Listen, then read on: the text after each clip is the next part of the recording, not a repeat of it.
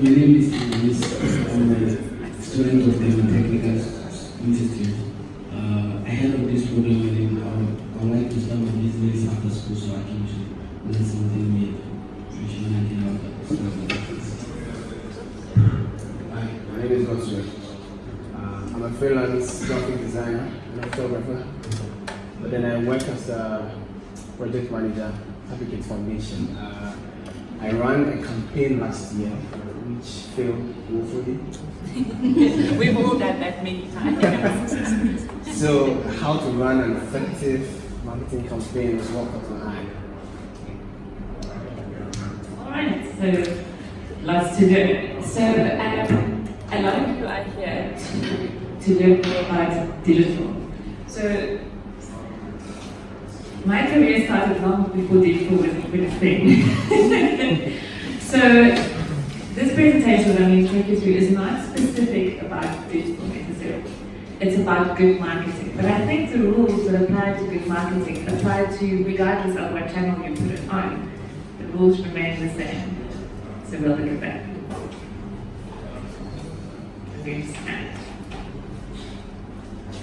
I wonder if can we dim the lights a little bit, just in the lights. Thank you. Right, so this is where I come from. That's Cape Town there at the bottom. I live in a little town called Muizenberg. It's a part of Cape Town. And it's 7,586 kilometers away from where we are right now. So if we started driving right now, it would take 104 hours to get there. If we started walking right now, it would take roughly 64 days to get there. So this is what it looks like. So Muizenberg is a very pretty little village by the sea. That's the little pink arrow is where my house is. So Muizenberg is known for its, they call it little bathing huts. So if you ever Google Muizenberg, you'll see that people love these. They take tons of selfies in front of them. And it's become like a brand of its own, Muizenberg with the coloured huts. Muizenberg is also known as Surfers Corner because of those very straight waves that you see there. Because a lot of people from all over the world come to Muizenberg to learn to surf. Hence the name Surfers Corner. So this is in the 1920s. The lady on the far right is called Heather Price. And she was the first person to surf in Muizenberg. A lady, I really like that. And then lastly, so this every year in October, they do a competition to see how many people can surf the same wave. So here, there are 103 people taking the same wave in Muizenberg, and it's actually now a Guinness World Record. We're very proud of that.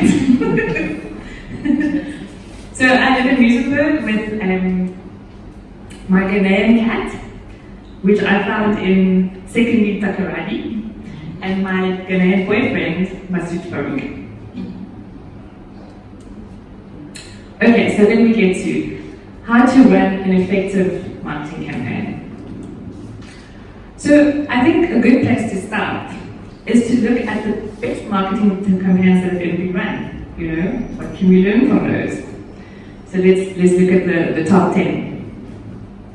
So just to let you know, so the list of top 10 is not random. It was created by a gentleman called Michael Bernier, and he's a historian and a marketer. And he basically researched the campaigns that had the biggest impact on the world, and this is the top 10.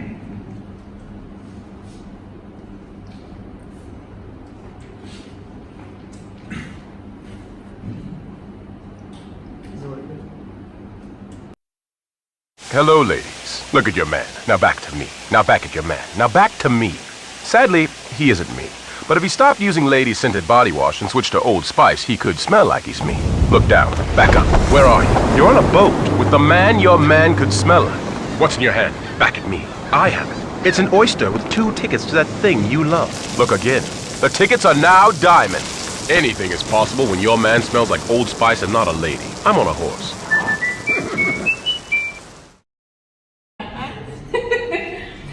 So 2015. And it was by an agency called Vegan and Kennedy in New York. So let's see, how many of you can remember what is the product line that they're advertising?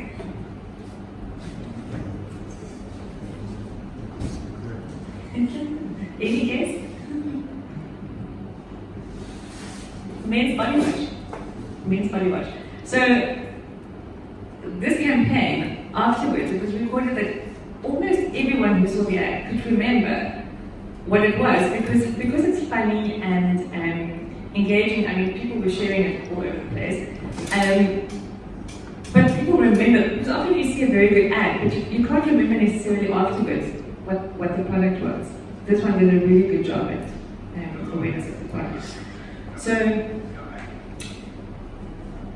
it also won a Grand Prix at Cannes, and it was not an easy brief because that whole commercial was shot as one take, and it took 3 days to shoot. But I think you would agree that it's worthwhile. It's very memorable. Cool. Next slide.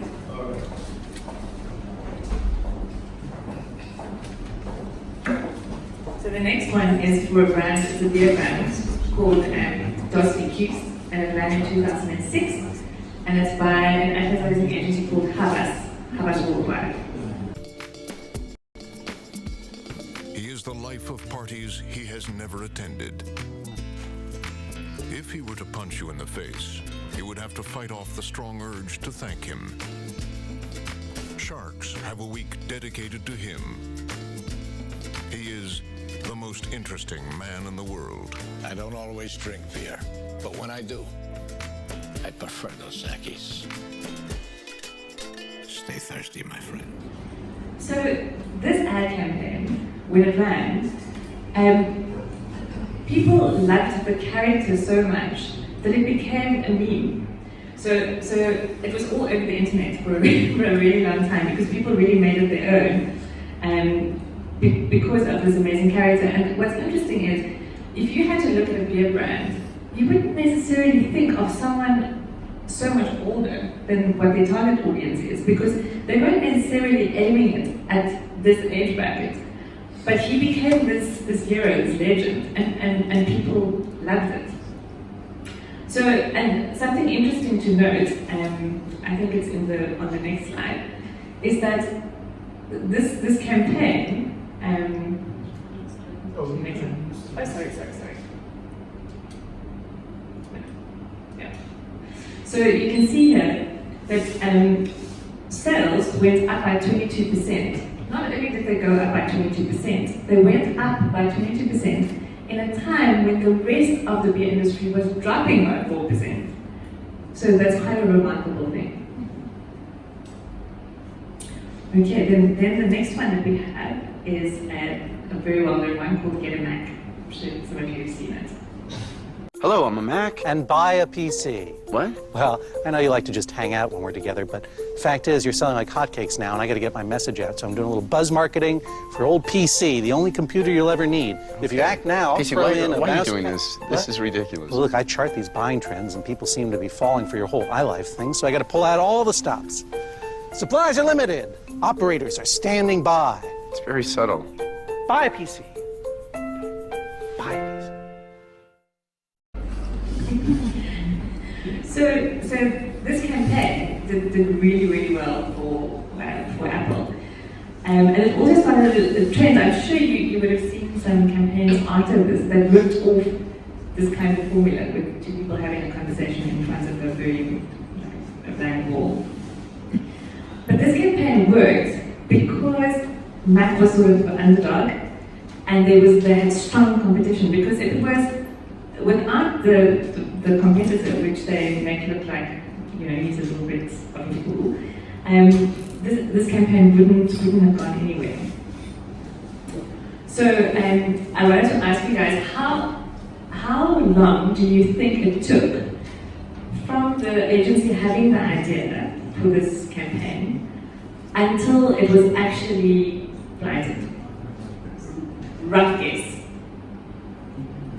So how long does it normally take, in your experience, to put a campaign together, from the idea to when it goes live?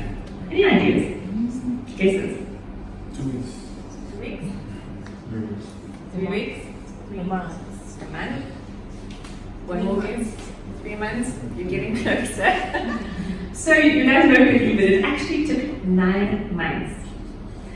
And in those 9 months, the agency had to pitch 10 to 15 ideas a week to Steve Jobs before he liked this one. Imagine how many ideas that is. 10 to 15 ideas a week for 9 months. And I mean, we all think we have difficult clients. Imagine this enough to break anyone's spirit. And then also, okay, here's another guess for you.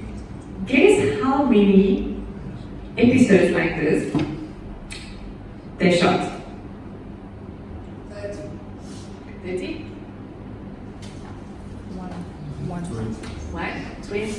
One more guess? 5? Okay. They shot 343, of which they only used 60. So imagine all that work, all that money, all that time invested. But what they ended up with is an amazing campaign that did the job that they wanted. But yeah, 9 months. So think about that next time when you feel like you're working really long on a campaign. This is also, it's been noted by Mashable as the campaign of the decade. Great to know. For good reason, I worked on it for 9 months. Okay, the next one was done also by Frereira and Kennedy for Nike. Take a look.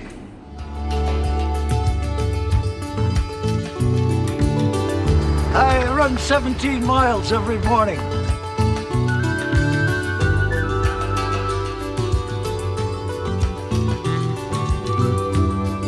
People ask me how I keep my teeth from chattering in the wintertime. I leave them in my locker.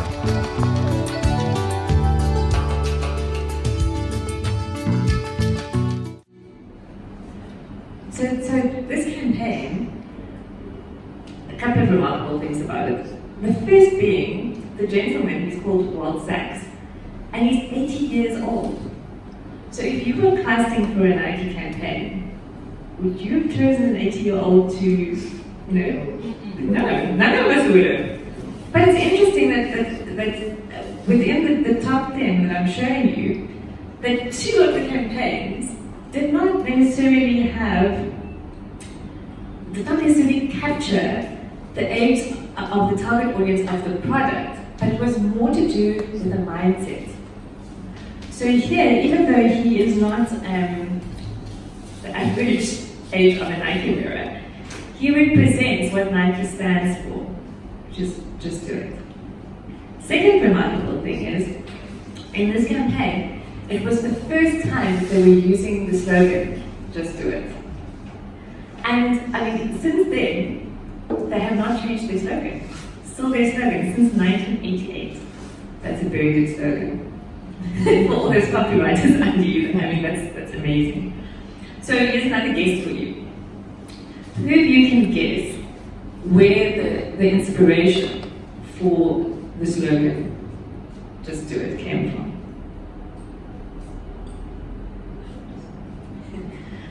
I'll give you a hint. I always thought it was a myth. I didn't necessarily believe this way, but it's true. Should I just tell you? Yes. Okay. So, in 1976, there was a guy on death row. His name was Gary Gilmore. And he was on death row for murder. He had killed this petrol station attendant and a hotel clerk.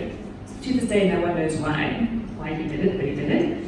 He was on death row, and when he was found guilty, his lawyers wanted to appeal. And he told them not to. He insisted on being executed. That's quite strange, hey? And when he was when he was being executed, they asked him for his last words. And he said, just do it. And obviously this was a very big talking point, back then, must have been in all the newspapers, etc. And Mr. Veeden, who later became Veeden and Kennedy, the ad agency, Mr. Veeden would have read the story, and it made such an impression on him that 12 years later, when he was working on the Nike campaign, he thought of this and he thought of that line, and that's where it came from. Just do it. So it's quite a morbid story, but I mean it captures the whole ethos behind Nike really well. So well that it's to this day it is their pale line. Okay, let's move on to the next one.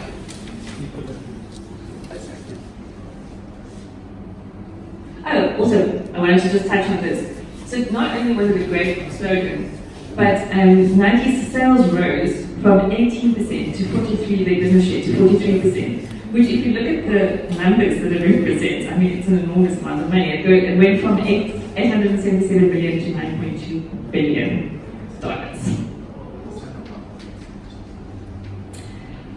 And then while we were talking about the target audiences and how Nike was very brave when they used an 80-year-old in their marketing campaign, they've stuck to that, and since then they've broken many rules and they've been very topical in their campaigns. For example, so the first one was they made a statement about age. Second one was for women's rights. It's called Let Me Play, about women in sport. The third one is an HIV positive athlete. The next one is someone with a disability. Then a Muslim lady. So they're all for equal rights, and they use that in their campaigns. Okay, this is a different one. I don't know if you all know the Got campaign. Okay, this ran in 1993.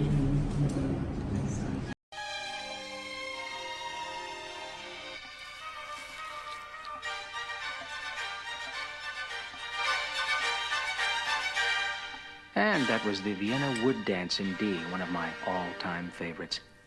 And now let's make that random call with today's $10,000 question. It's a tough one. Who shot Alexander Hamilton in that famous duel?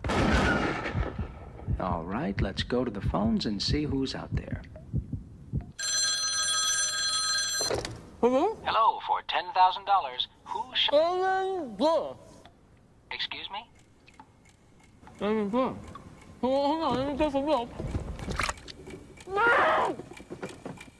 I'm afraid your time is almost up. I'm sorry, maybe next time.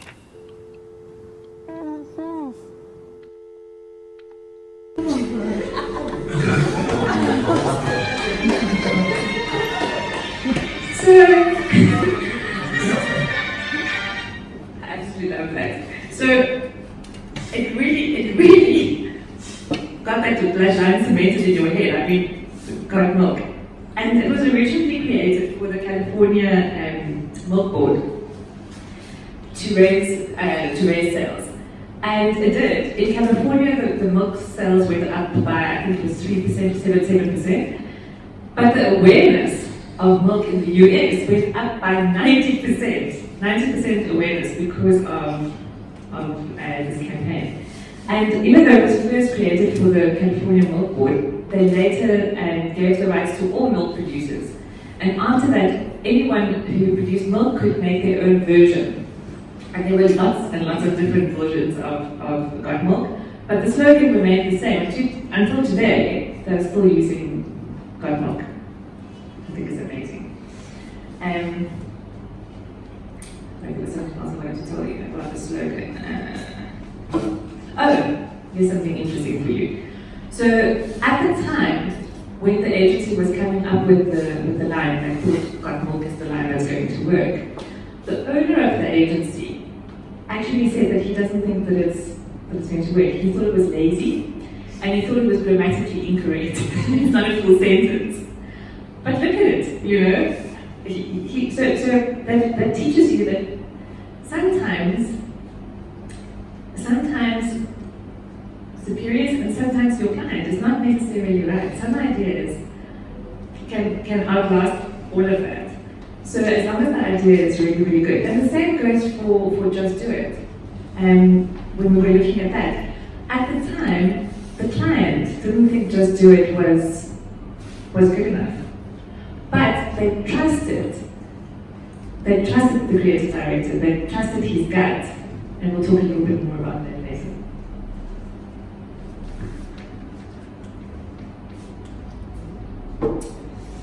So who of you have seen this amazing ad? So these were created for Volkswagen. And when these were created, it was just after the Second World War. So after the Second World War, now everything in the US was going well. You know, they call it the baby boom era because people were interested in luxury, all things big. So all cars at that time were really big and luxurious. And then Volkswagen decided to launch this tiny little car, which was different from anything else on the market. So the first problem is that it's small when the rest of the market is doing big. The second problem is it was being produced in Germany, which at that time, if you now think, was just after the World War. So the Germans were the Nazis. So imagine this brief comes to you. The whole country is doing big cars. You have to sell a small car that was created by the Nazis. Where do you even start? That would be a darn difficult brief. So what they did, they decided to take what could be seen as negatives and turn it into positives. So what you'll see here is, so these ads may not look so different to us today because we've seen many things since. But what makes these remarkable is at the time, all the print ads were very elaborate and very busy. So here, the art director came up with this very, so the first one that ran was the Think Small one, and later the Lemon one came. But the Think Small one, if you look at the execution of that, they were using a lot of white space, a tiny little image of the car, because it's a small car, and the car is pointing towards the copy at the bottom, so it sort of draws your eye towards the Think Small. And then they also used sans serif body copy, which was very unlike anything. People were using serif at the time, so this just looked different. The fact that they used black and white, everything else was in color at that point. So you see how they used something that could have been seen as a negative, they turned it into a positive, and they didn't try and hide it. They actually estimated it. So this, and also, I made a note in the corner because it's so important, there's no price on there. And there's no talk about the performance of the engine as the headline. You know, they're not saying, you know, this car has this much horsepower. They could have said a lot of things. I'm not saying any of that. Just saying things small. So this ad did not only sell a lot of cars, but it also turned the entire advertising world on its head. It changed the way that people advertised. So this campaign, until today, is seen as the campaign, I think they call it the campaign of the century, because it made such a difference in the way that people think about advertising.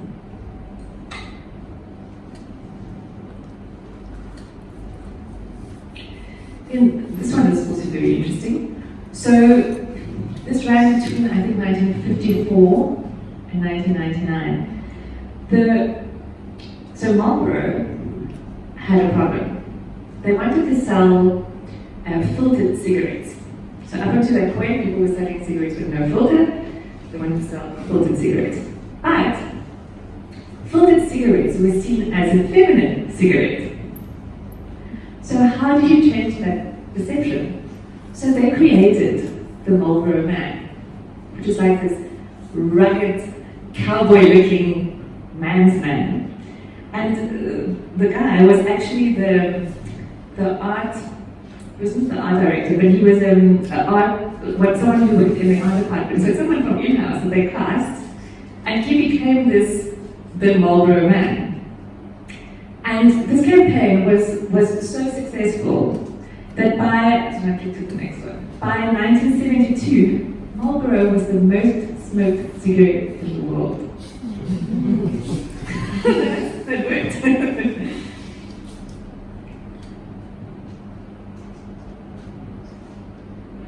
Okay. Another interesting one. So De Beers in 1948. It was just after the Great Depression, so people were not spending, and diamond sales had dropped, had hit rock bottom. So De Beers tasked their agency with coming up with something like to sell diamonds. And the copywriter, a lady, Frances, created this copyline, "The Diamond is Forever." And this copyline has run for 71 years. They haven't changed the copyline, same copyline. And not only that, this has started what we know today as the engagement ring. Before this, no one got engaged with a diamond necessarily. People got engaged with all kinds of other things, but it didn't have to be a diamond. But I mean, how many people do you know that get engaged in something other than a diamond? This is how effective this campaign was, that it changed the behavior of the world, you know. So this one did it, and the Volkswagen one also did it. It changed the way that people think.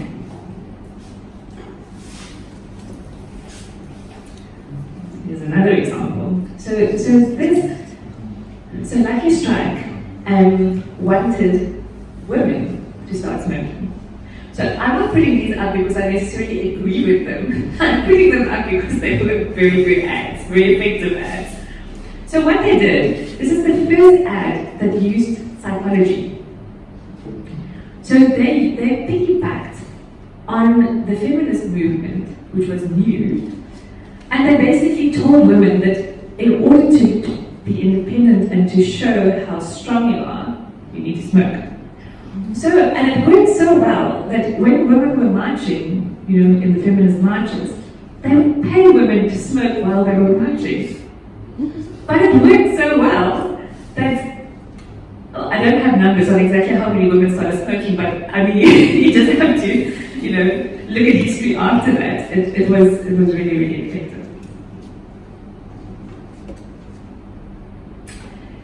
This one is from 1911. And why this ad is up here is because this was the first ad ever to use sex to sell. Because if you think about it, it's saying, is skin you like to touch? So do you know how many ads after this have used that formula? I mean, can you think of a couple of examples of, just look at the Old Spice ad that we just watched, the very first one. What about sex? Think of Abercrombie and Fitch. Think of, can you name another couple of, any perfume ad? You know, everyone uses sex to sell because it works.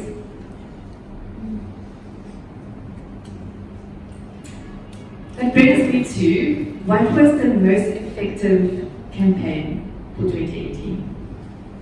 Can any of you guess? Right, guess. How did you guess that? Yes. So I'll give you a hint as to which Nike campaign. So who of you know who this is? Colin Kaepernick. So do you all know the story of Colin Kaepernick, or would you like to watch a short video? Short video. Okay. This is actually really interesting.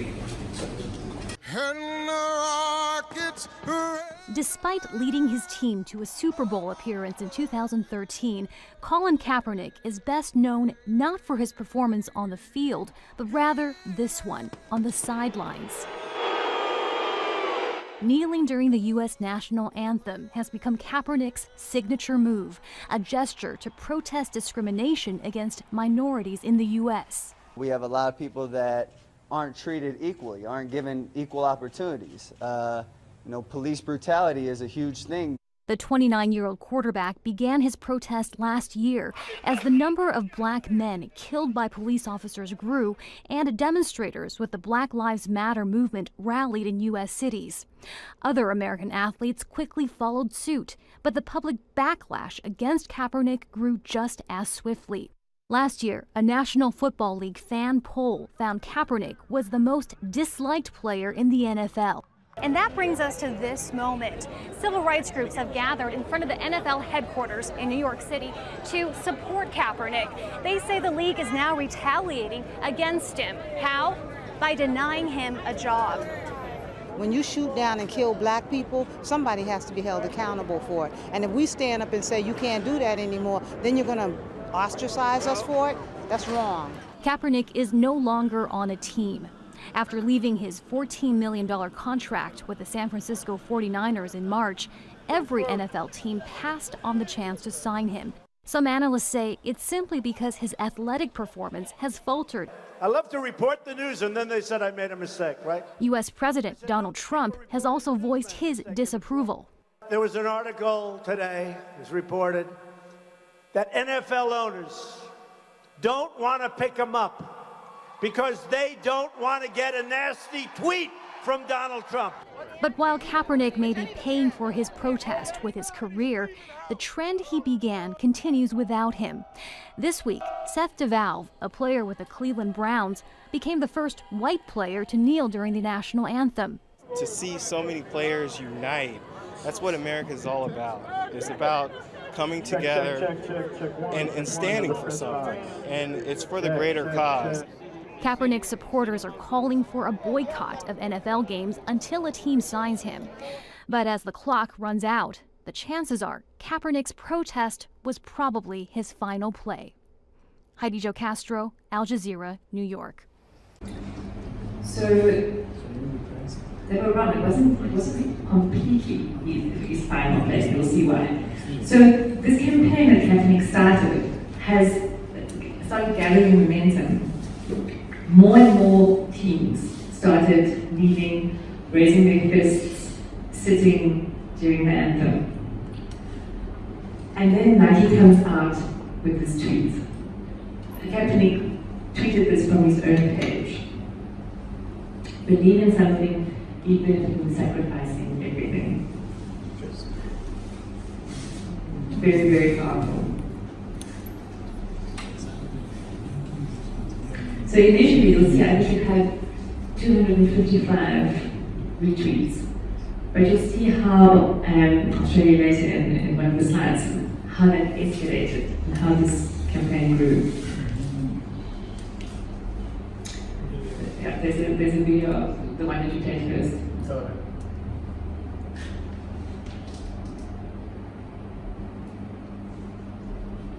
So this is the actual Nike ad.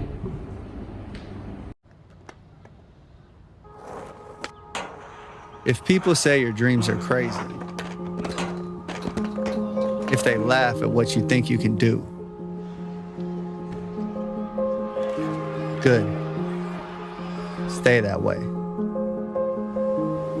Because what non-believers fail to understand is that calling a dream crazy is not an insult. It's a compliment. Don't try to be the fastest runner in your school or the fastest in the world. Be the fastest ever. Don't picture yourself wearing OBJ's jersey. Picture OBJ wearing yours. Don't settle for homecoming queen or linebacker. Do both. Lose 120 pounds and become an Iron Man after beating a brain tumor. Don't believe you have to be like anybody to be somebody. If you're born a refugee, don't let it stop you from playing soccer for the national team. at age 16. Don't become the best basketball player on the planet. Be bigger than basketball. Believe in something, even if it means sacrificing everything. When they talk about the greatest team in the history of the sport, make sure it's your team. If you have only one hand, don't just watch football, play it at the highest level. And if you're a girl from Compton, don't just become a tennis player. Become the greatest athlete ever. Yeah, that's more like it. So don't ask if your dreams are crazy. Ask if they're crazy enough.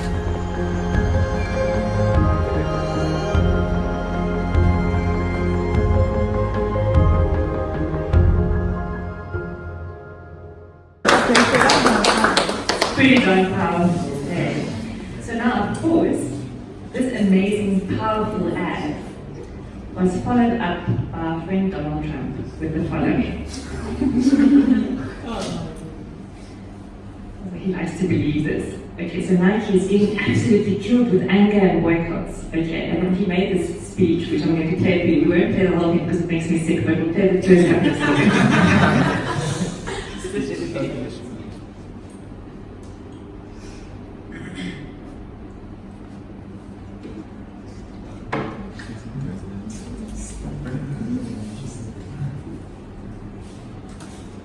Wouldn't you love to see one of these NFL owners, when somebody disrespects our flag, to say, get that son of a off the field right now, out, he's fired.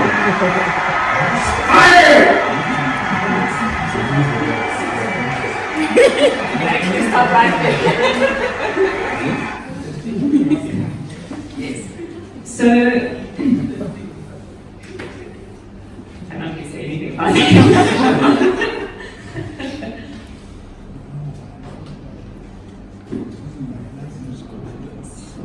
So Donald Trump was not entirely wrong when he said that there was a lot of anger and boycotts.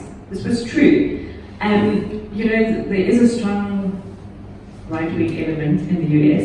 People started doing things like this, very publicly burning the Nike gear, saying they'll never buy it again, and I believe them, I believe they never will. So what happened was that there was actually a decline. Oh, sorry, let's first talk about this. So, remember how I said to you that initial couple of retweets, it started 8.2 billion conversations, because it was so controversial. And Nike is very good, as you saw before, they're very good at controversy, whether it is ageism, sexism, anything that they tackle. And this is another very good example but they've learned how to monetize that. It works for them. So, what happened was that with all the boycotts and everything, on the day that the campaign broke, their sales dropped by 3.2%. So 3.2% to us may sound like it's not that much, but it's millions. It's a lot of money. So imagine now, you are the agency responsible for this campaign, and your client has just heard that their sales have dropped by 3.3%. What happens? So, but as I showed you one of the previous slides before, if your client believes in you, remember how they believed in Freedom's gut feel, and they went with it. So again, here, even though the sales dropped, they didn't pull it. We'll go to the next slide. Fast forward a couple of weeks. Nike sales up by 25% overall. So what has happened here is actually quite phenomenal. With all the boycotts and the anger out there, Kaepernick supporters started buying Nike gear to support him. So imagine you don't even have to do the selling. The fans started selling for you because they wanted to support, their hero. What an amazing problem to have.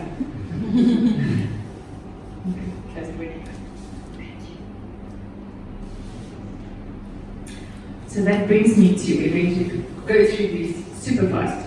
So 10 ingredients that, from my perspective, that I think that one needs for an amazing marketing campaign.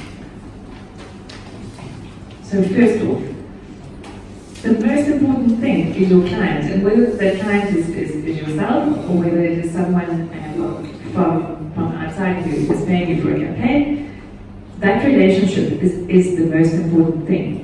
And as you saw from the Nike example, it's that trust that the client has in the gut feel of the agency.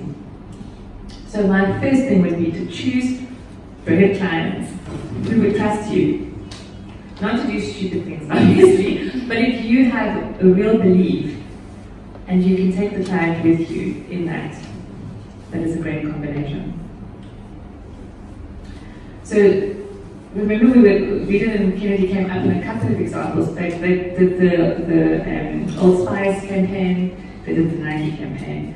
So, but they didn't, their relationship with Nike is not a new relationship, and that's why they can trust Nike, because they have walked a journey with Nike.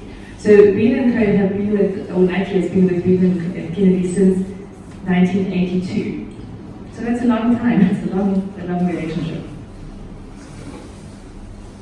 So establish trust with your client. Let them see that you're an expert in your field. Let them know that they're in safe hands. So how do you do this? Be very clear and open in the way that you communicate with your client. Clients don't like surprises.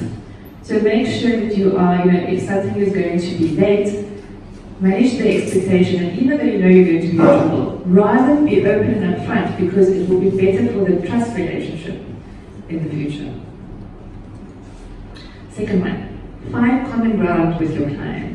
So often we are so busy doing business that we forget that it's a person that you're dealing with. Find out when is her children's birthdays, or who is her favorite singer, or find things that you have in common, and make sure that in every email there's one little touch, of humaneness.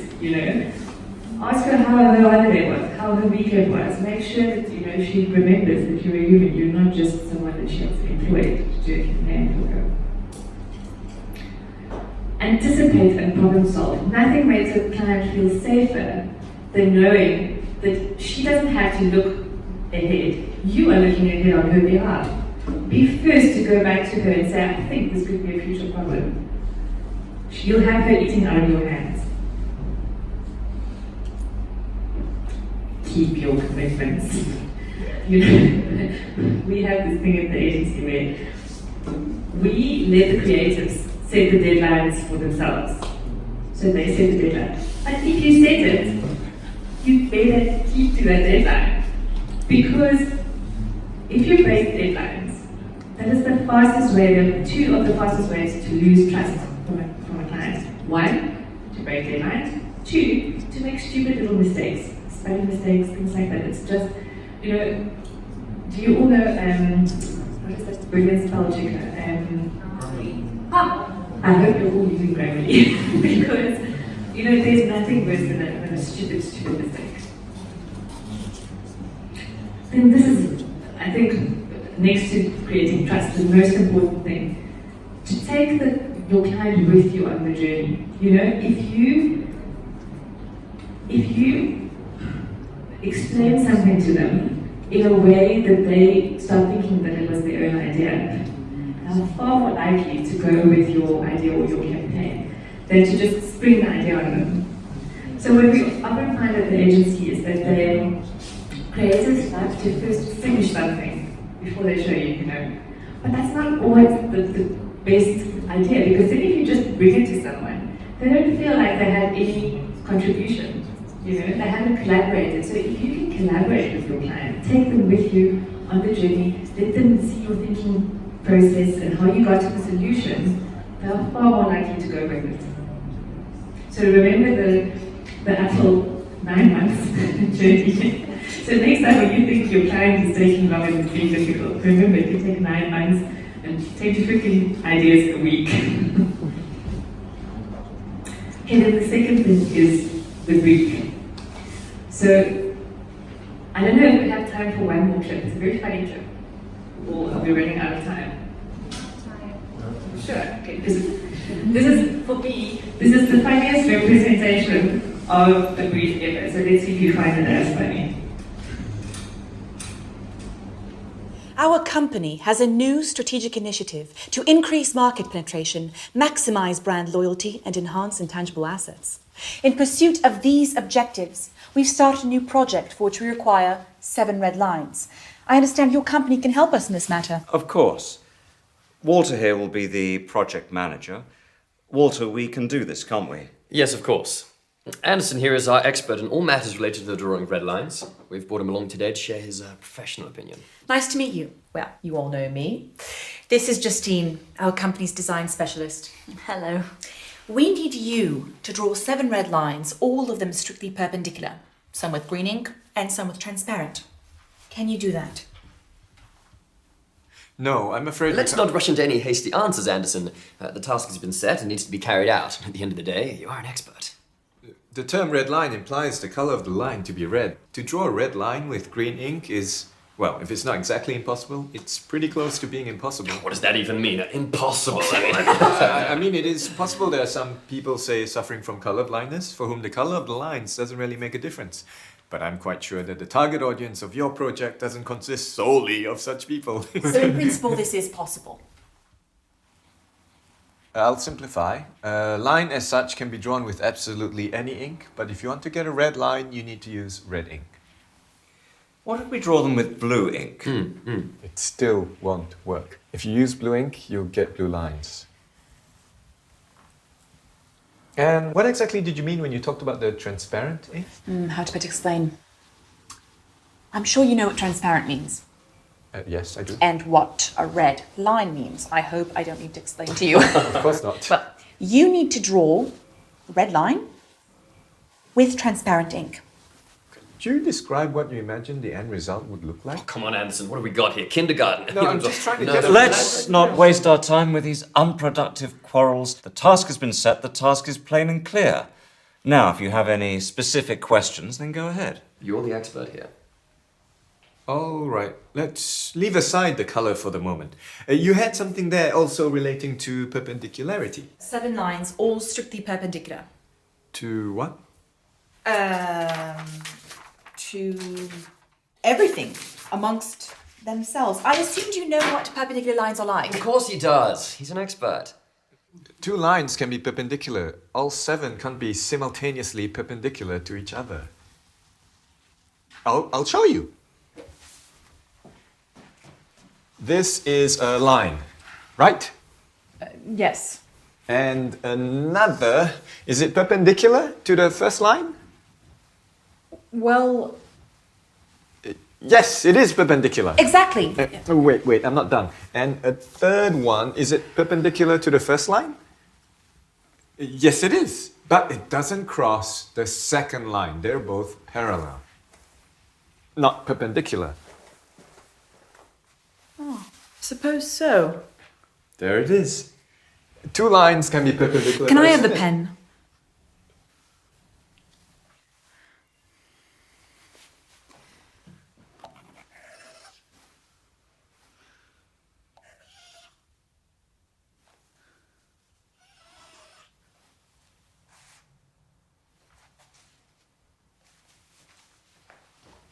How about this?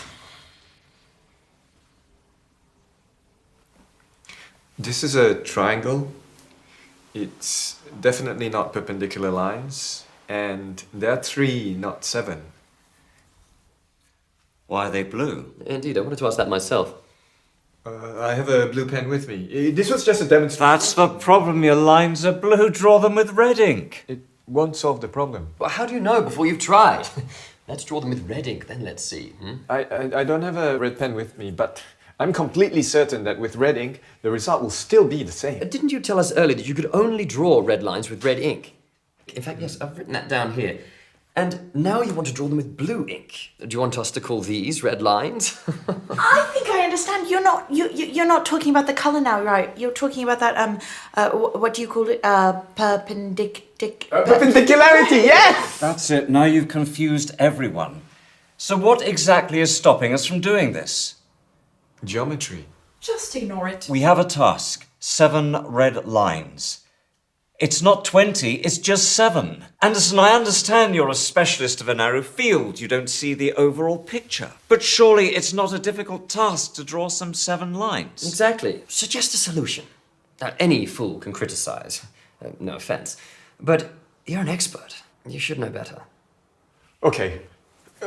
Let me draw you 2 perfectly perpendicular red lines. And I will draw the rest with transparent ink. They'll be invisible, but I'll draw them. Would this suit us? Yes, this will suit us. Yes, but at least a couple with green ink. Oh, and I have another question, if I may. Can you draw one of the lines in the form of a kitten? What? In the form of a kitten? Market research tells us our users like cute animals. It would be really great if we could... No. But why? Look, I can of course draw you a cat. I'm no artist, but I can give it a try, but it won't be a line anymore, it'll be a cat. A line and a cat, these are 2 different things. A kitten.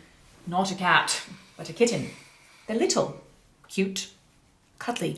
Cats, on the other hand, it won't make a difference. Anderson, at least hear her out. She hasn't even finished speaking and you're already saying no. I got the idea, but it's impossible to draw a line in the form of a cat. Done. What about a bird? So, where do we stop? What are we doing? 7 red lines, 2 with red ink, 2 with green ink, and the rest with transparent. Did I understand correctly? Yes. Excellent. In which case, that's everything, right? Oh, I almost forgot. We also have a red balloon. Do you know if you could inflate it? What do I have to do with balloons? It's red. Anderson, can you or can you not do this? A simple question. As such, I can, of course, but... Excellent. Organise a business trip. We'll cover the expenses, go over to their location, inflate the balloon. Well, this is very productive. Thank you all.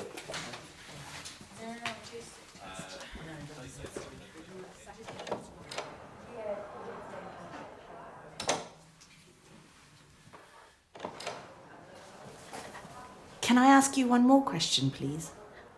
When you inflate the balloon, could you do it in the form of a kitten? Of course I can. I can do anything. I can do absolutely anything. I'm an expert.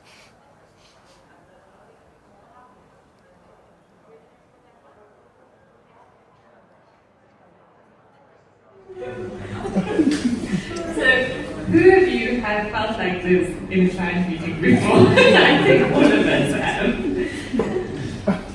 So, Coach and I were talking in the car about how in business, often people think in order to sound clever or to impress one another, you need to make things as complicated as possible. Use as many acronyms as possible because then you sound like you know what you're talking about. But as we've seen from this clip, you are just causing confusion.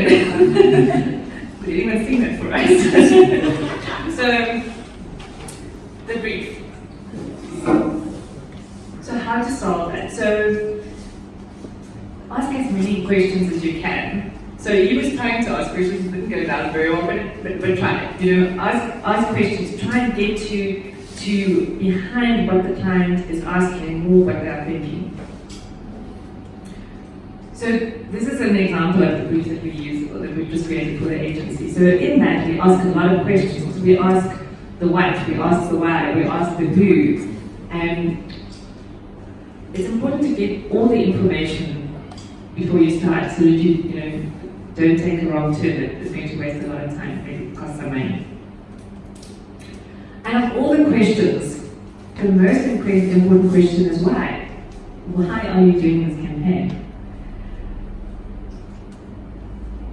So this is a very easy little formula. I'm sure lots of you are familiar with it.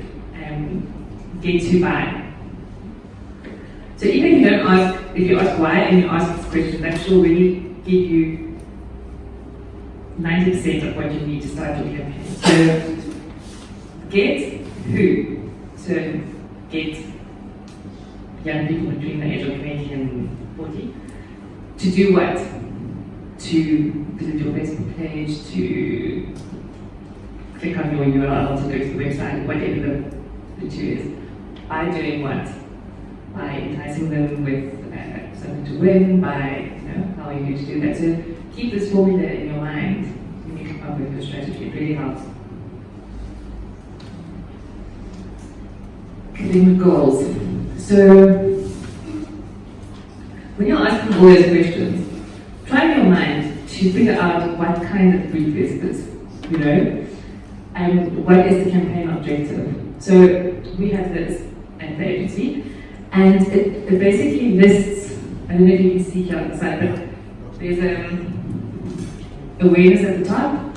So, is it reach that we want, is it awareness, is it consideration where we want engagement to drive traffic, to be a thought leader, to be lead generating, or is it conversion that we want? Do we want new people to buy? Do we want existing clients to buy? What kind of brief is this? So once you have your goal, so let's say here it's increase brand awareness online. What is our next step? And we get to our objectives. So what are objectives? Objectives are the steps that you're going to take in order to reach your goal. As simple as that. So how are you going to increase your brand awareness online? You're going to grow Facebook, you're going to grow engagement with posts, you're going to increase virality. What are the things that you're going to do in order for awareness to increase? So when you're doing your objectives, keep in mind they should be specific, they should be measurable, they should be actionable. If it's something impossible, it can't be an objective. They should be relevant, and they should be time bound. You should be able to pinpoint by when you'll be doing them, otherwise it's not an objective, then it's just a dream.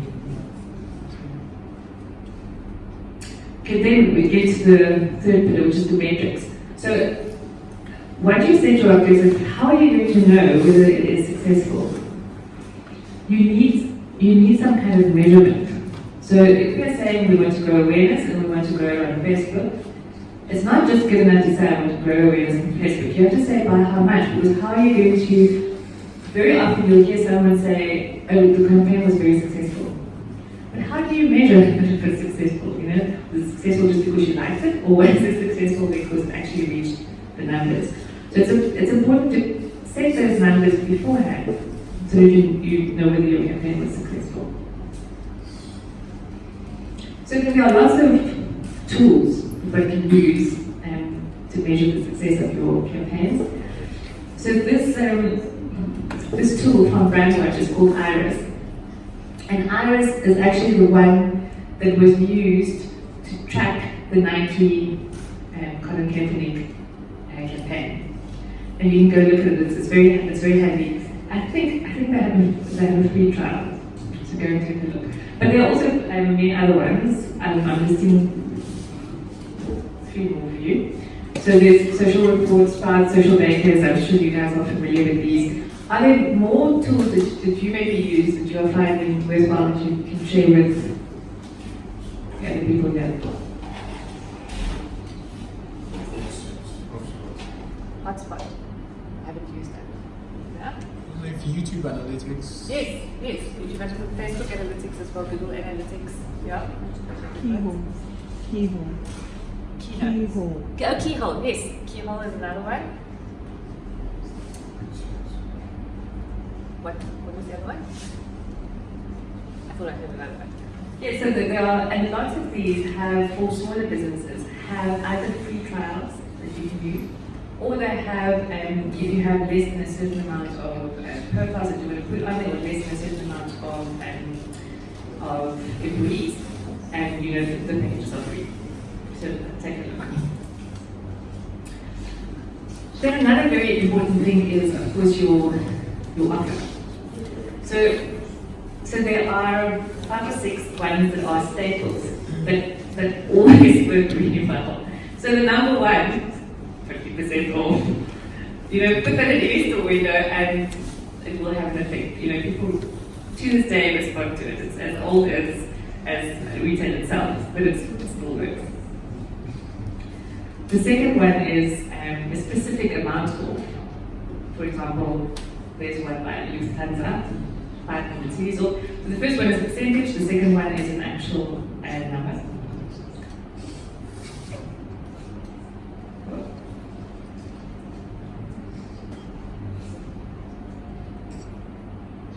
Okay. Then bubble is buy one, get one free. Free gift. Free delivery. And buy and save, where if you buy 2 pairs, you save on the third pair, or there are many iterations of this. And then of course, a very popular one is limited time, which is why Black Friday works so well. Because it's for, and this is Black Friday in South Africa, because it's only one day. So anything that has a limited number of stock, for example, or a limited time frame, it gives you that sense of urgency. And then of course win. Everyone loves to win. Okay, so now that we have some ideas around our brief, and hopefully you are pretty clear about brief, the next step, to throw the brief away. Because, so if you think back at the campaigns that I showed you in the beginning, a lot of them, the client wasn't 100% sure, or the agency boss wasn't 100% sure. So something that you learn quite early in advertising is, for everyone to agree on the same campaign they're going to happen. So what is a good rule of thumb is to answer the brief. I'm not saying don't answer the brief, but think further than the brief. If you can do a second option that you think will work better, do that. Do the same one that answers the brief. But for yourself, try and push it further and see if you can, if the client will trust you to go with your alternative. So then, this is a very important one. So very often with clients, all they want to do is to push their product, right? If they could make the entire frame their product, they would. But if you think back at the examples that I showed you, how many of them really had the product in it? Maybe it had a glimpse of the product, or it had, like the got milk, it like showed him pouring it, but it wasn't a pack shot. It wasn't like a big logo or nothing like that. Those all worked because of this rule, the 80-20 rule. So it needs to be 80% about your target audience and 20% about the product.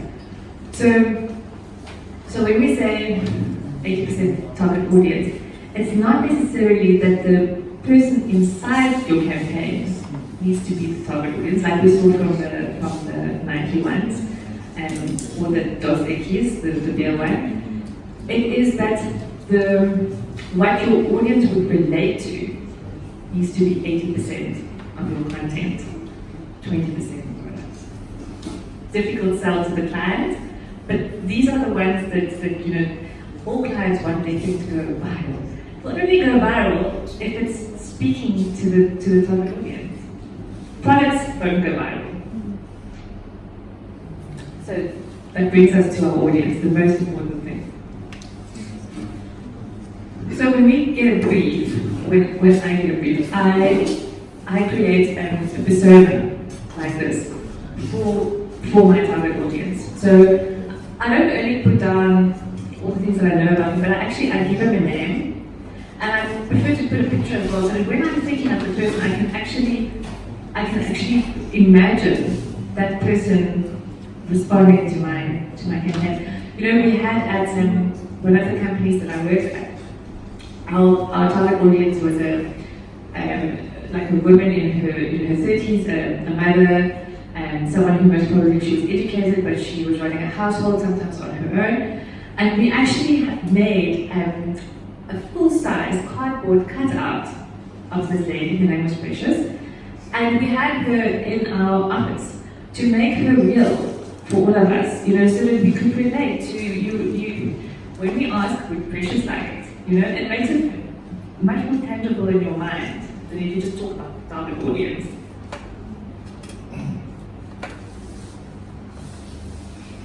And then something else that often gets forgotten in campaigns. You're so busy selling the product and you're so busy selling, ticking all the boxes on your brief, that you forget about the hook. What is the thing that makes the campaign amazing? So, for example, what would you say the hook was in this campaign? Any guesses? There are no right or wrong answers.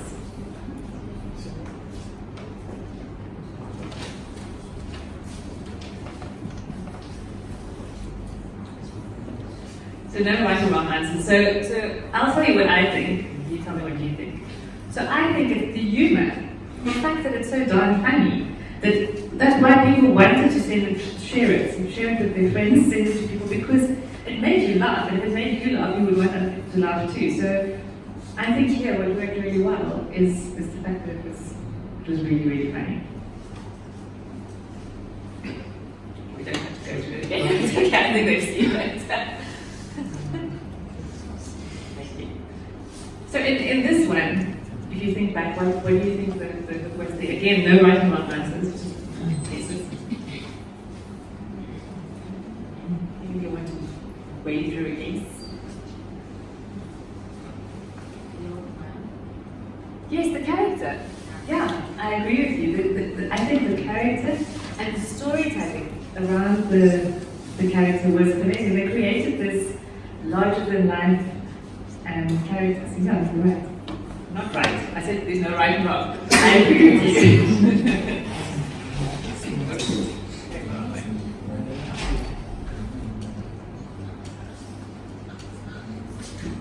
Okay, and then this one. It's funny. The what? It's funny. It's funny. I agree. It's funny. Yeah. It's always different from anything that we've seen up to that point. It's like playing simple background, different formula. Yeah. Anything else? So I said that the thing that I thought it could also be is that they were creating this monster. They were setting PC up as this. The PC was definitely not the hero. So I think that worked for them as well because it made it really funny. It made it. I think that added to the humor. The fact that they had this strange character that was representing PC. And any Apple lover would have wanted to pass this on to all their PC friends to go, see how much cooler I am. And here, let's do it. Passion. Inspires you. Yes, inspired passion. Controversy. Yes, definitely nowadays, controversy. Yeah, you're right. They make money out of it. Controversy. For me, it's those three words. The slogan. It's just it has transcended time and culture. Everyone relates to the copywriter. Actually, it wasn't the copywriter. It was the guy who best wrote. But I mean, it's incredible that it could have survived for so long.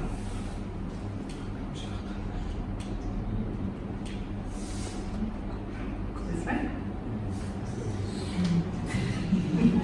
Also funny. See, lots of them are the human.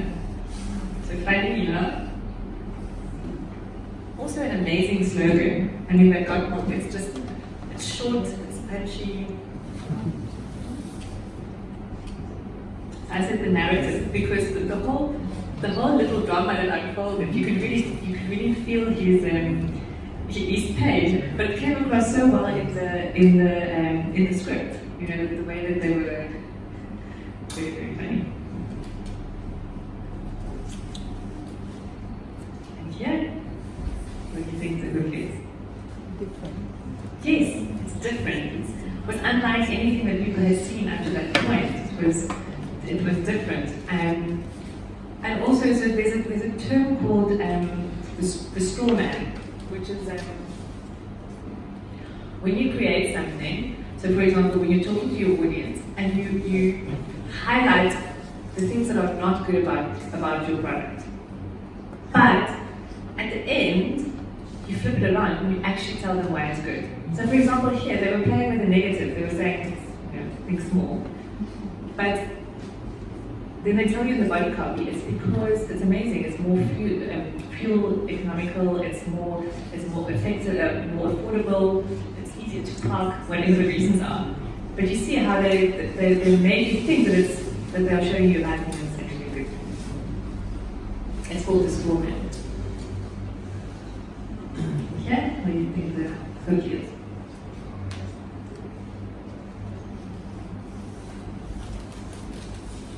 Carrot. Yeah. Yeah. And also maybe stereotypes. You know, the fact that he represents this typical cowboy man's man that was spot on for the band.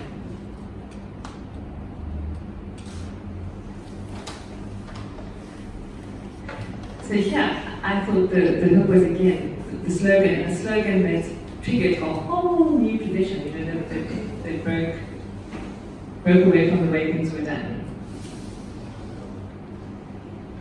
Yeah, what do you think the hook is? Yeah, psychology. So they were sneaky in the way they were selling the cigarettes to you. You know, they. And that was the start. I mean, nowadays there are lots of people who use a lot of psychology and studies of the target audience and behavior and things to.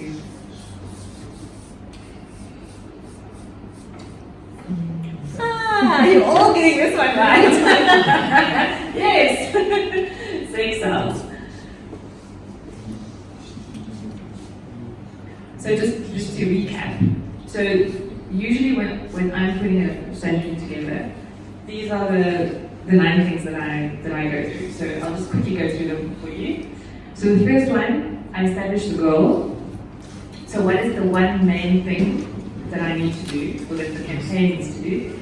And it helps if you can sum that up in one sentence. If you can't say it in one sentence, it means you haven't thought about your goal enough. It needs to be one sentence. What does the campaign need to do? Then the target, who are you speaking to? And there I build a customer persona, like the one that I showed you. Then what is my call to action? What is the one thing that I want target audience to do? So up in that brief, the plan, we want the audience to do 10 things. That won't work. You need to find the one thing. It can have a couple of steps, but it needs to be in the same direction. You know, what is the call to action? What is the offer? What is the thing that you are giving the audience? And that's those examples that I gave you, the 50%, the win, the free gift. Then what are the objectives? So what are the smallest steps I need to take in order to achieve the goal? Objectives. What are the channels? So where's the best place to find the target audience? You know? The metrics. How am I going to measure those numbers that I've set for myself? What's the budget? How much can I spend? Because that will tell you, that will also inform your decisions on choosing channels. Okay. How much promotion can you do?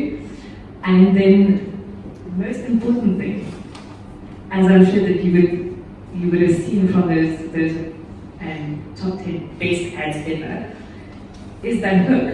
You know, it wasn't the product, it wasn't the offer. It was in most cases, it was the hook, it was the thing that made a difference.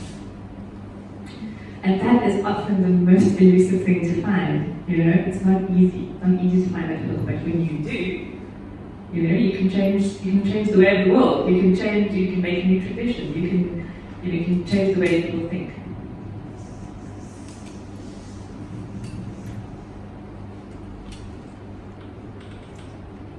Remote doesn't like me. Not like now it does. So then, lastly, And most importantly, the people that you get to work with you. So make sure that you choose the right people for the job, you know. And often we try to do everything ourselves, but if you can find experts to collaborate with, you know, you become so much stronger. Your campaign becomes so much stronger. So keep that in mind. Choose good people to work with.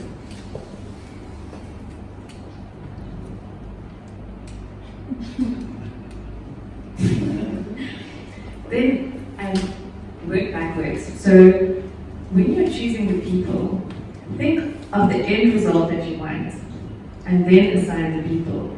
Don't just choose people that are, you know, that work together nicely, or you know, the usual team that you look at the end, your goal, and then look at who the best people are to achieve that goal.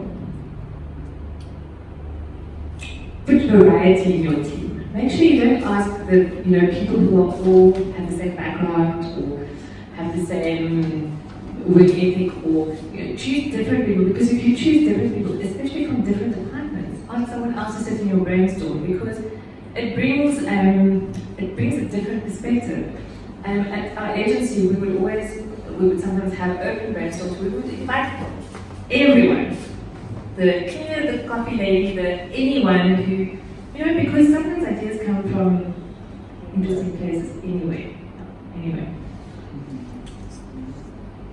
And then if you are leading the team, make sure that you remember that your role is to delegate and to mentor. Your job is not to try and do everything. Your job is to give the work to the right people to do, and then your job is to check in and make sure that it is being done. It's not your job to then, you know, go and actually do the work as well. So, how to get people to work with you in your team and to do the things that you want them to do. So, anyone who's ever tried to get people to do what you want them to do will never happen. People do what they want to do. So unless you can convince them that the thing that they want to do is the same thing you want to do, it's not going to work. So whenever you are trying to convince people to do something, think of what is in it for them. So don't sell it from your perspective, I need you to do this. How would it help the person that you're busy speaking to? And then, this is a very old book, but I keep preaching it because it's a very helpful book. How to Win Friends and Influence People. So it's a very basic book. It was written a very long time ago, but it teaches you to look at, to come at conversations from a different angle, to come at it from what the other person wants. And then celebrate success. You know, so often it happens that in an agency you are so busy, you've just put this campaign together and it took 9 months in the case of Atmore. And then when it's finished, you sort of get into the next one. And it's really important to celebrate your success and to let your team celebrate their success, because, you know, they will work so much harder for you if they share in the success that comes to the agency or to your business. Then the last thing. So, my last ingredient for an amazing campaign is your cat. And why did I say that? Because have you guys seen how many cats there are on the internet? Have you seen? The most popular thing on the entire internet is cats. You don't believe me? So, I'll let you guess. How many cat videos do you think are on the internet?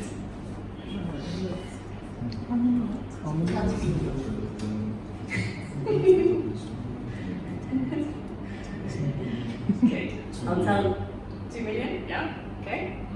Other guesses? It's not a billion. Oh, 2 billion. You're close. Okay, let's see. So, we all have a favorite cat meme or cat video. This is mine. I just find it incredibly funny, don't ask me why. And that's the thing with a lot of these cat things. You don't know why you find it funny or amusing, but you do. So, cat memes are actually quite old. So the first cat meme appeared in 1998. And it was just like a little line drawing in DOS, I'm sure. And then the first one, the way that we know it, the memes, appeared in 2004, and it was called Lion Cat. So, do you see the number over here? It says 91 million views of this cat video. Which of your campaigns have ever got 91 million views? I don't know about yours, but mine hasn't. So, to put that in perspective, so this Nike campaign, which was the most successful campaign of 2018, started at 8.2 billion conversations. And let's see the number of cat videos.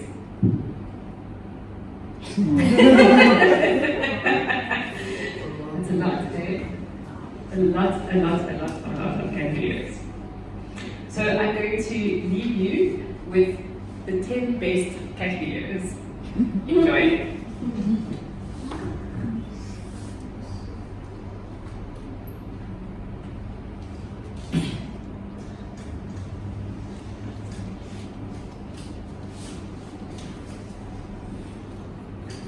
So before it starts, I'll just say, so the take out here is that sometimes you don't know why something goes viral. It has that X factor, and that's the thing with cats. We don't know why they're so popular.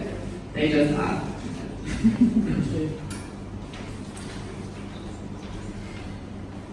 Just a minute, guys.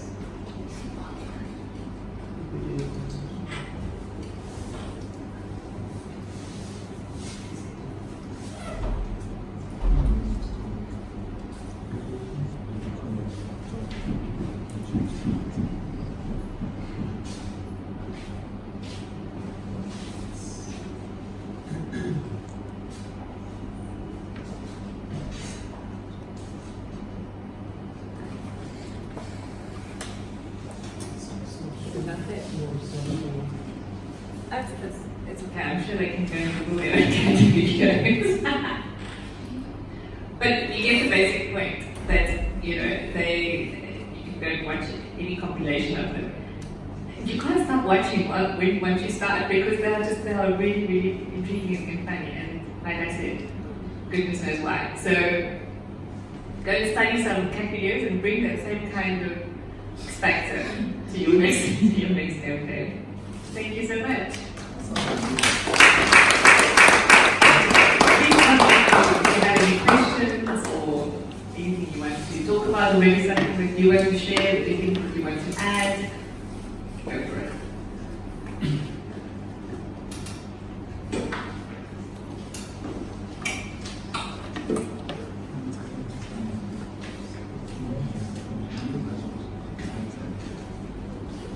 Does anyone have any questions at all? Do you have a local example? A local example, a computer has really example. So we can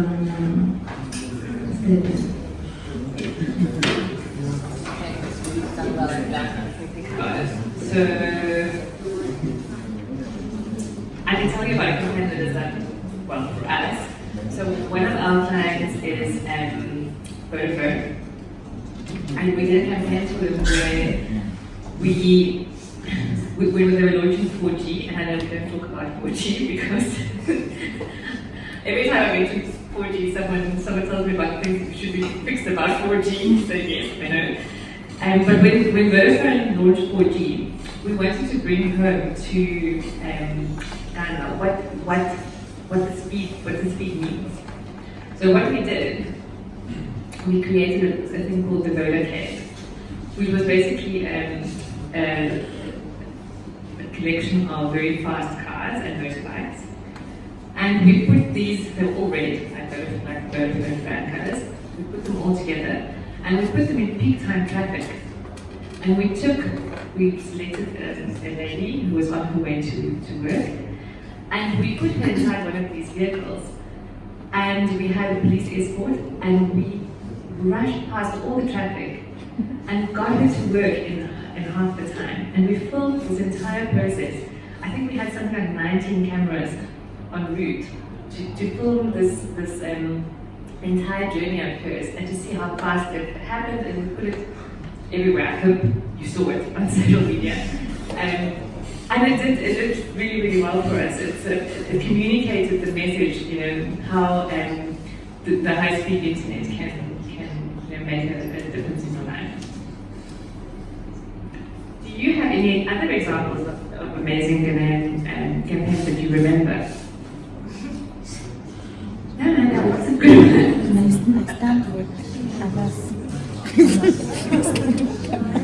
Who wants to share one? Sometimes the best ones come from the things you grew up with, campaigns that you remember. Are you saying cowbell? I thought someone said cowbell. I think, for example, what do you think of the Ideal Milk campaign?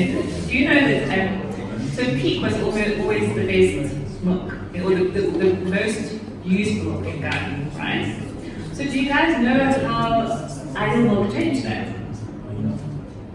So they were very clever. What they did, when they came in, they didn't come in with the campaign initially. What they did, they went to all the tea sellers, and they started a tea sellers association. So looking after so remember what we spoke about make sure you know what the other person wants. So they made sure that they understood what the people selling the tea wanted. They wanted their interests to be looked after, they wanted, better working conditions, whatever it was. So they started this association. Once they had all the tea sellers on board, they launched the milk. Now you see Ideal Milk branding on all the tea sellers because the tea sellers are now loyal to Ideal Milk, and that's how they found Peak.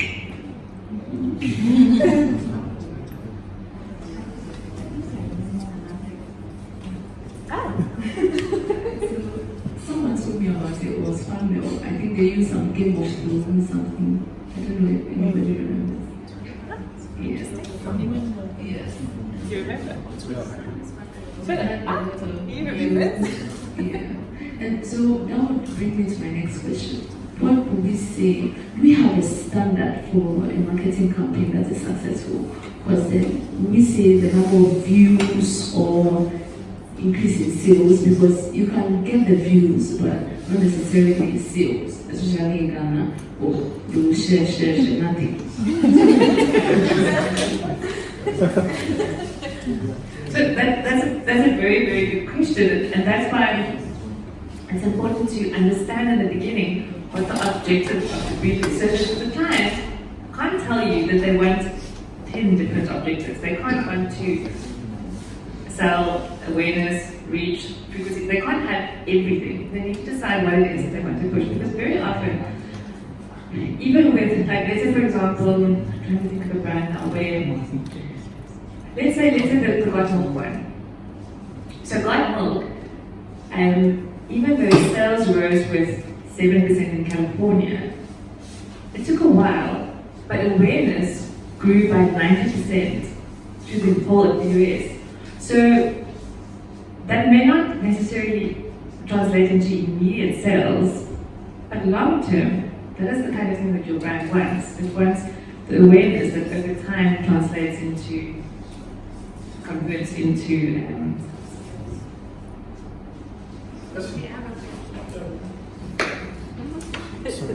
So it's similar to this, right? I want to know how to draw the line, or when to draw the line. So a client comes to you and says, I need a campaign to drive sales. And you know that, okay, well, you're not sure if they need to, you need to give them an awareness campaign, rather than a campaign that drives sales, especially when they are trying to rebrand or revamp their brand, right? So how do you draw the line? You can tell the clients that I think you need to drive awareness now. You need to create awareness now. Or yes, let's go ahead and create a campaign to drive sales. How do you do that? it's a very tricky one, and especially when you're working with the new clients, because they don't trust your judgment yet. You know, that kind of thing I think comes with trial and error over time. When your client starts trusting that you are the expert, you know, in that clip where they were talking about the expert, you are the expert, and if they don't listen to your expertise, they are going to be wasting their money. And nothing touches a client's heart faster than, you know, their pocket. So I think maybe what will happen, the first campaign, you'll do the way that they want to do it, but it's not going to work. And you told them beforehand it's not going to work, you gave the reasons why it won't work. When they start feeling it on their pocket, the chances are good next time they'll think twice before choosing something with the expert, which they think you to be an expert, and has recommended. And not listened to it.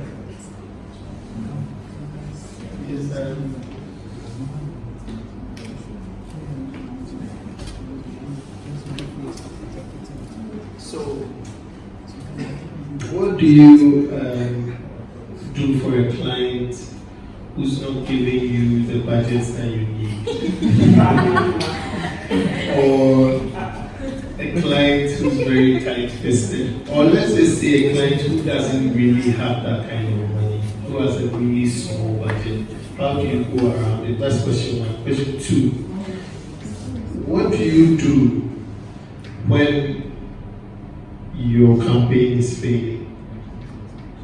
So maybe for the small businesses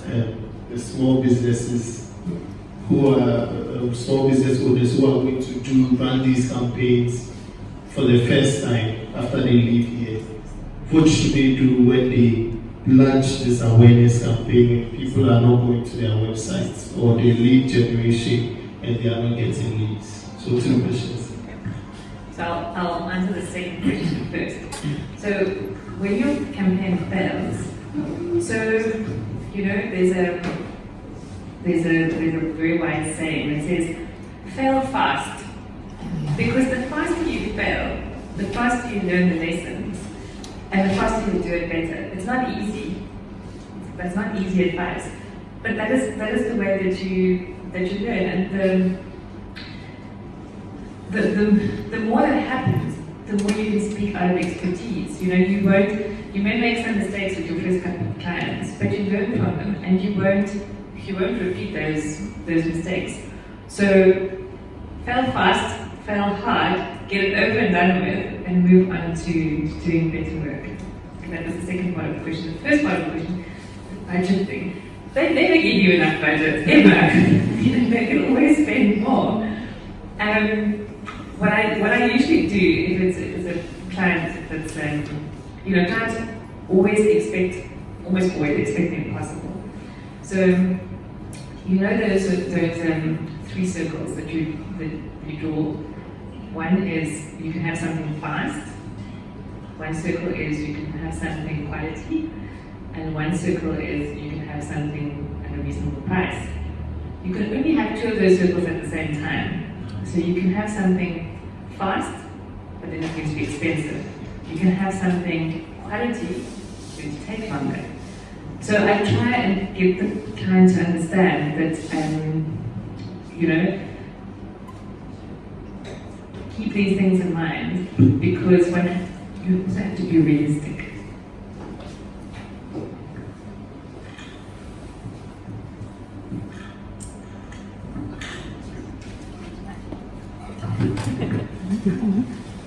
So talking about goals and objectives, must one always have like a plan B? So if the campaign is to drive sales, can you say, okay, in case we don't get the sales we are hoping to generate, awareness is what we'll settle for? Or like I'll try to answer. So the only thing with that is that it could look like to your client, like a cop-out, like you're trying to retrofit and say, now that it hasn't worked, actually what I did plan was awareness. So you need to set those goals beforehand. If you're going to have a plan B, that needs to be part of your goal. You need to plan for that and explain it to your client that this is going to be your approach. You're going to do this. If you see that it's not, they call it A/B testing. So you do A, you do B. You see which of A and B works the best, and next time you'll know which way to go. So I would recommend them doing that kind of A/B test. The only thing is just with your budget. Obviously, your budget is then so that you're only going to get half. One of my bosses always used to say, you can't do half pregnant. You know, you don't do something half. Okay, can I add to that? So what I usually do, is that I try and for maybe like the first, let's just say this campaign is for a month. So maybe first 3 days to 1 week, I come up with multiple acts or multiple different acts. Let me just say different acts. Maybe the same copy but different creatives, or maybe 2 sets, 2 groups, different copy, same copy, different creatives, then maybe a different copy, same creatives. You get it?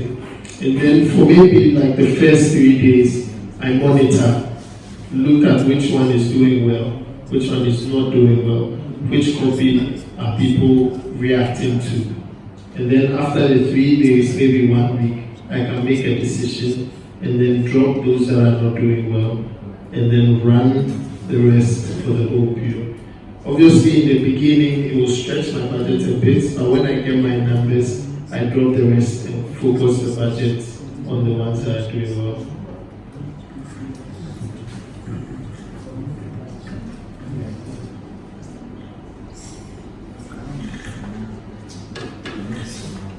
Any more questions?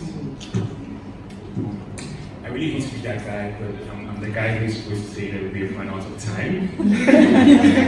And then before we go, just for me, I'll give a round of applause.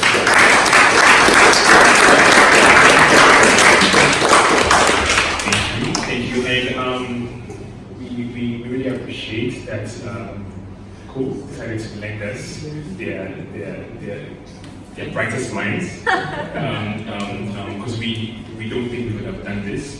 Actually, we know we could have done this, like giving all of this info and information, and it's always great to learn from people who are experts in their field. Yeah. Going very nice. Yeah. So, thank you all for coming. Before we leave, I know you all want to have a picture with an expert. So we're gonna have a quick picture, and if there's time, we can have some interaction before we leave here. But then right now it's time for a picture with the experts. So we're just gonna take that picture right there in front of them. It's a nice little. Yeah. So we take it there. All right. So see you here.